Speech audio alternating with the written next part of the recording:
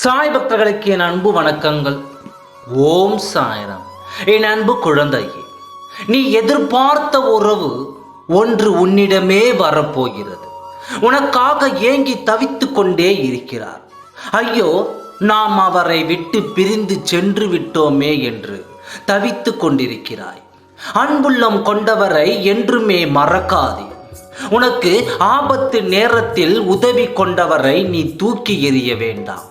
உன் அன்பானவர்களை நீ மதிக்க கற்றுக்கொள். சில நேரங்களில் நாம் செய்வதென்று அறியாது தவறுகளை செய்கின்றோம் அல்லவா?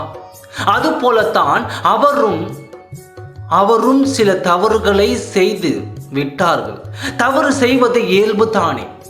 நாமும் சில நேரங்களில் என்ன செய்வது என்று தெரியாது மற்றவர்களிடம் போய் தவறாக பேசுகின்றோம். அதுவும் தவறுதானே. தவறுகளை புரிந்து கொண்டு மன்னிப்பு கேட்டு விட்டாலே போதும், உங்கள் புரிதலுக்கான விடை கிடைத்துவிடும். அப்படிப்பட்ட ஒரு உன்னதமான உறவு தான் உன்னை தேடி வரப்போகிறது. நீ இவ்வளவு நாளாக வரமாட்டாரா என்று ஏங்கி தவித்து கொண்டிருந்தாய் அல்லவா? அந்த உறவைத்தான் நான் இப்பொழுது உன்னிடம் சேர்க்க போகிறேன். நீ எப்பொழுதுமே அழுகையும் கண்ணீருமாக இருந்து கொண்டே இருக்கின்றாய். தனிமையில் தத்தளித்து கொண்டே இருக்கிறாய். என்ன செய்வதென்று அறியாது நீ ஏன் தனியே புலம்பிக் கொண்டிருக்கிறாய்? அப்பா, எனக்கு ஒரு விடியலை அப்பா, எனக்கு ஒரு விடையை சொல்லுங்கள் அப்பா என்று என்னிடம் கேட்டாய் அல்லவா? இதோ உனக்கான விடியல். நான் உன்னிடம் உன் உறவை ஒப்படைத்து விட்டு சொல்கிறேன். இன்னும் சற்று காலமே பொறுமையாக இரு.